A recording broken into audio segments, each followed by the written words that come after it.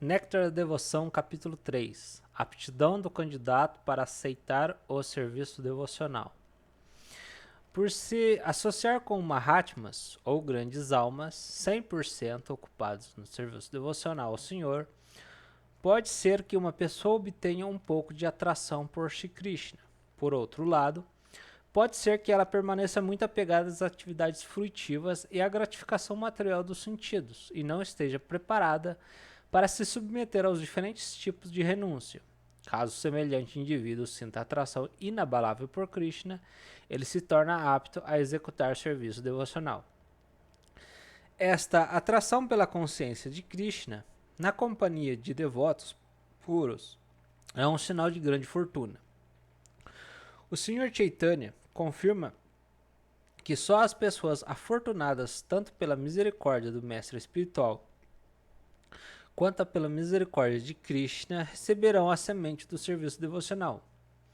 A este respeito, o Sr. Krishna diz no Srimad Bhagavatam: Meu querido Uddhava, é unicamente por fortuna excepcional que alguém se sente atraído por mim, Krishna. E mesmo que a pessoa não esteja completamente desapegada às atividades fruitivas ou não esteja completamente apegada ao serviço devocional, esse serviço produz efeito rapidamente. Podem-se dividir os devotos em três classes. A primeira classe, ou a classe mais elevada, é descrita como segue. Um devoto que pertence a esta classe é muito perito no estudo de escrituras relevantes e também é perito em apresentar argumentos com base nessas escrituras. Ele é capaz de apresentar satisfatoriamente conclusões com discernimento perfeito e é capaz de considerar os processos de serviço devocional de um modo decisivo. Compreende perfeitamente que o objetivo último da vida é lograr o serviço transcendental amoroso a Krishna e sabe que Krishna é o único objeto de adoração e amor.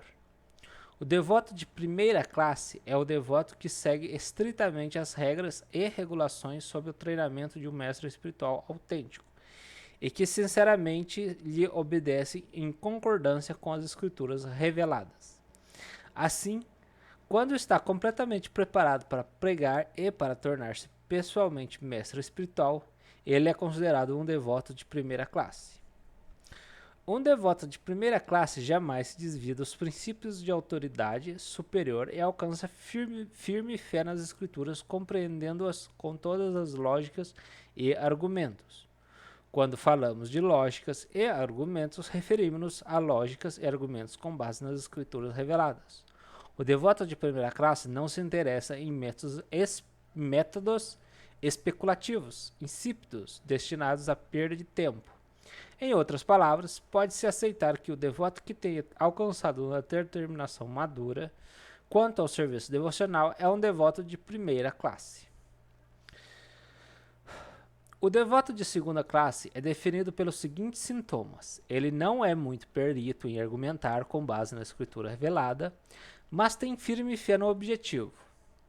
O significado dessa descrição é que o devoto da segunda classe tem firme fé no método do serviço devocional a Krishna, mas pode ser que algumas vezes não consiga oferecer a um opositor argumentos e conclusões com base nas escrituras reveladas. Por outro lado, ele não se intimida interiormente quanto à sua decisão de que Krishna é objeto supremo de adoração. O neófito ou o devoto de terceira classe é aquele cuja fé não é forte e ao mesmo tempo não reconhece a conclusão da escritura revelada. Qualquer pessoa que tenha argumentos fortes ou então uma conclusão contrária pode alterar a fé do neófito, ao contrário do devoto de segunda classe, que também não é capaz de propor argumentos e evidências das escrituras, mas que mesmo assim tenha completa fé no objetivo. O neófito não possui firme fé no objetivo, desse modo ele se chama devoto neófito. Que é os três tipos de devotos, né?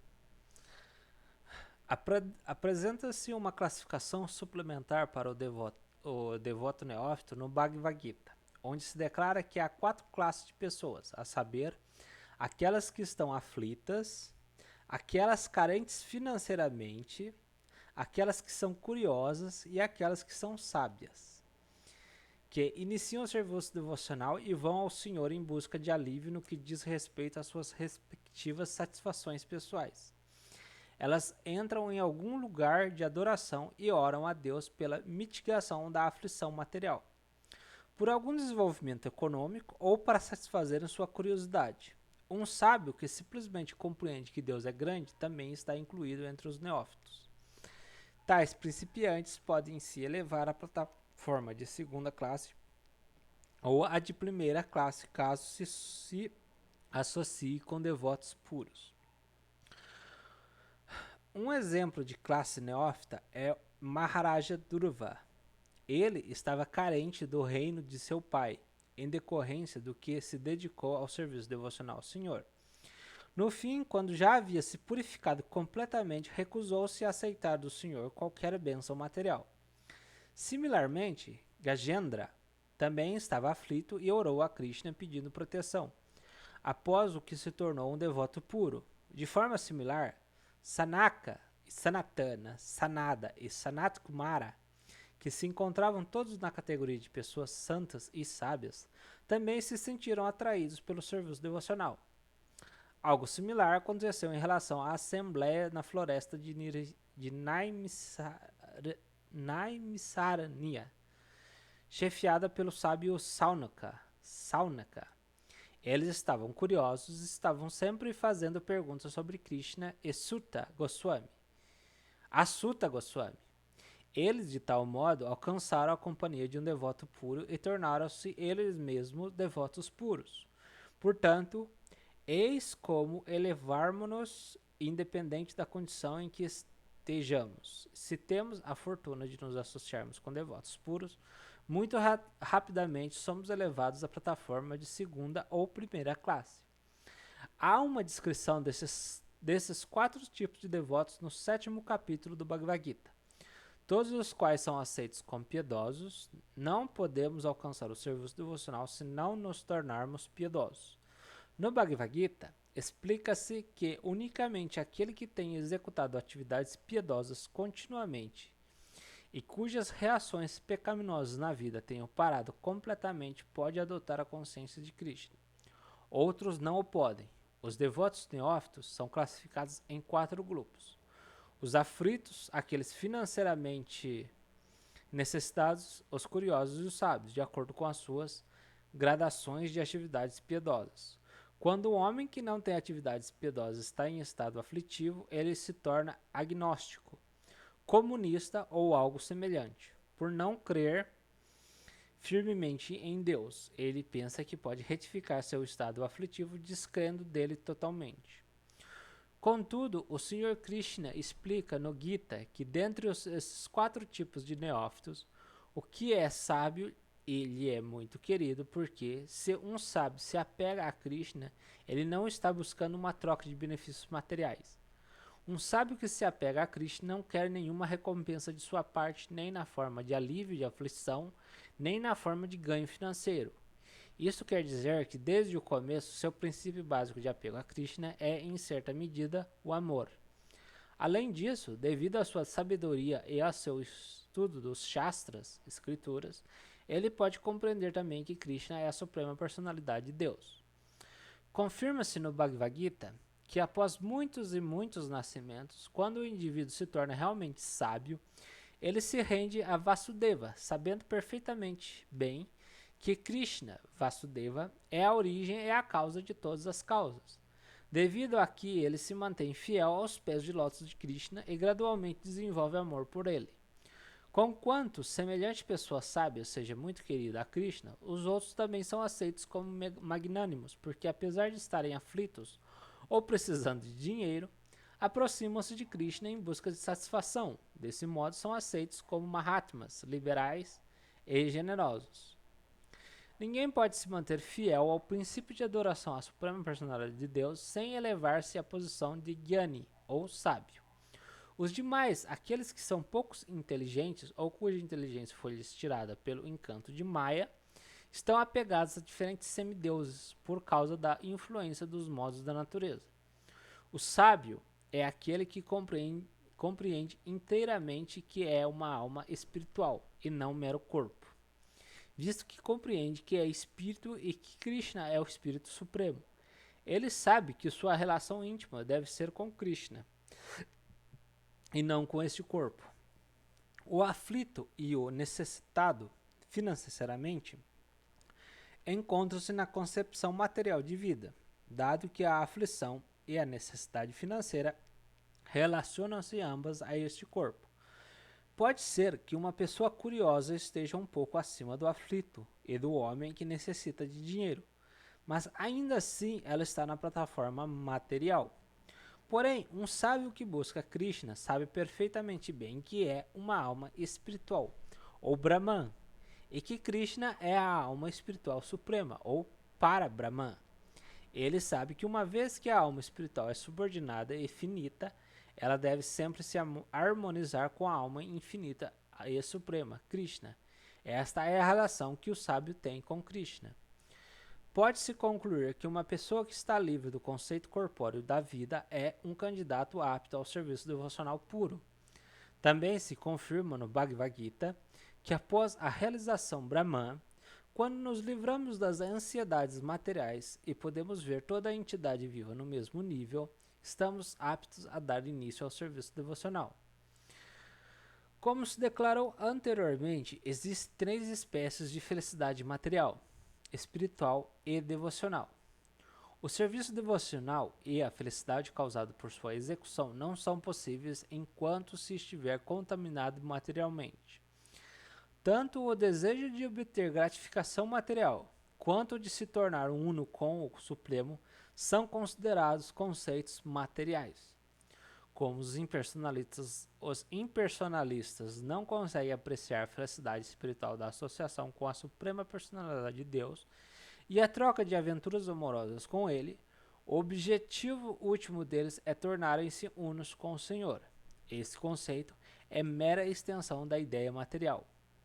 No mundo material, todos estão tentando ser o chefe mais elevado entre todos os semelhantes. No conceito material de vida, todos estão competindo para ser superior a todos os outros, seja comunitária, social ou nacionalmente. Essa grandeza pode se estender até o ilimitado, em que a pessoa queira realmente tornar-se una com o maior de todos, o Senhor Supremo. Isso também é um conceito material, embora possa ser um pouco mais avançado. Contudo, o perfeito conceito espiritual de vida é o conhecimento completo de nossa posição constitucional, posição em que temos conhecimento bastante para nos conectarmos ao serviço transcendental amoroso ao Senhor. Temos que compreender claramente que somos finitos e que o Senhor é infinito. De tal maneira, não é possível alguém se tornar realmente uno com o Senhor. Mesmo que aspire a isto, é simplesmente impossível. Assim, qualquer pessoa que tenha algum desejo ou aspiração de satisfazer seus sentidos, querendo tornar-se cada vez mais importante, tanto no sentido material quanto no sentido espiritual, não pode saborear verdadeiramente o gosto de veras doce do serviço devocional. Por isso, Srila Rupa Goswami compara a posse desses desejos, bhukti, material, e mukti, liberação, com o estar influenciado pela magia negra de uma bruxa em ambas as circunstâncias. O indivíduo está em dificuldades. Bhukti significa gratificação material, e mukti, livrar-se da ansiedade material e tornar-se uno com o Senhor. Esses desejos são comparados com o ser assombrado por fantasmas e bruxas, porque enquanto persistem essas aspirações atinentes à obtenção de gratificação material ou ao logramento de unidade espiritual com o Supremo, não se pode saborear o verdadeiro gosto transcendental do serviço devocional. O devoto puro não se importa de modo algum com a liberação. O Senhor Chaitanya Mahaprabhu orou a Krishna: meu querido filho de Nanda, não quero nenhuma felicidade material na forma de muitos seguidores, de imensa opulência em dinheiro ou de uma bela esposa. Tampouco quero a cessação da existência material. Que eu nasça muitas vezes seguidas Mas o que eu te suplico é que a minha devoção por ti permaneça sempre inabalável. Um devoto puro possui tamanha atração pela glorificação aos passatempos, nome, qualidades, formas, etc. do Senhor, que não se importa com mukti. Sri Biva Mangala Thakura diz: sempre que me ocupo no serviço devocional a ti, meu querido Senhor, posso muito facilmente perceber a tua presença em toda a parte. Quanto à liberação, acho que esta a minha porta, de mãos postas, esperando para servir-me. Portanto, para os devotos puros, a liberação e a emancipação espiritual não são coisas muito importantes. A esse respeito, no Srimad Bhagavatam, Kapila Deva aconselha Devahuti, sua mãe, como segue: minha querida mãe, meus devotos puros se encantam vendo minhas diferentes formas, a beleza de meu rosto, a estrutura de meu corpo tão encantadora. Para eles, meu sorriso, meus passatempos e meu olhar são tão belos que suas mentes estão sempre absortas em pensar em mim, e suas vidas são completamente dedicadas a mim. Embora tais pessoas não desejem nenhum tipo de liberação, tampouco algum tipo de felicidade material, eu lhes dou um lugar entre meus companheiros na morada suprema. Esta evidência oriunda do Srimad Bhagavatam fornece ao devoto puro a certeza de que será elevado à associação com a suprema personalidade de Deus.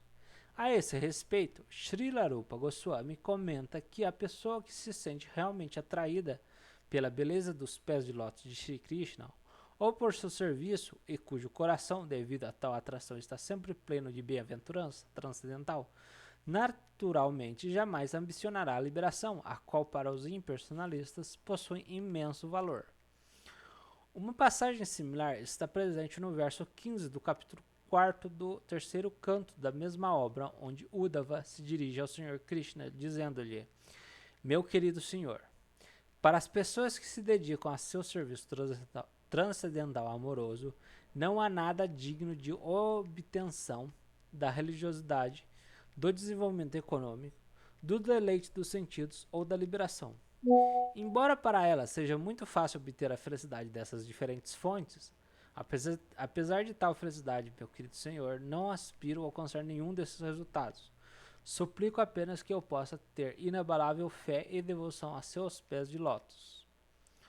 Um trecho similar aparece ainda no verso 31 dos capítulos 25 do terceiro canto, no qual Kapila Deva instrui sua mãe com as seguintes palavras: minha querida mãe, os devotos cujos corações estão sempre satisfeitos no serviço aos meus pés de lótus e que estão prontos a fazer qualquer coisa para me satisfazer, especialmente os que se reúnem para compreender minhas qualidades, meus passatempos e minha forma, e que desse modo glorificam-me congregacionalmente e obtêm prazer transcendental, jamais desejam tornar-se unos comigo, para não falar de sua rejeição a se tornarem unos comigo, caso se ofereça a eles uma posição como a minha, em minha morada, ou a opulência igual à minha, ou até mesmo associação pessoal comigo, e características corpóreas similares à minha, eles se recusam a aceitar, haja vistas que estão satisfeitos simplesmente de estarem ocupados em meu serviço devocional.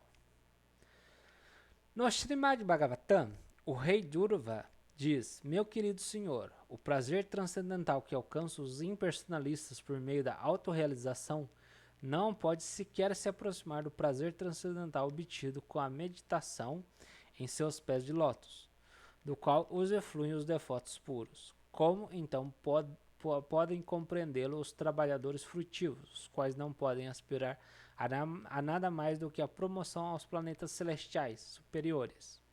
E como poderiam ser descritos como desfrutadores de uma felicidade similar à felicidade dos devotos?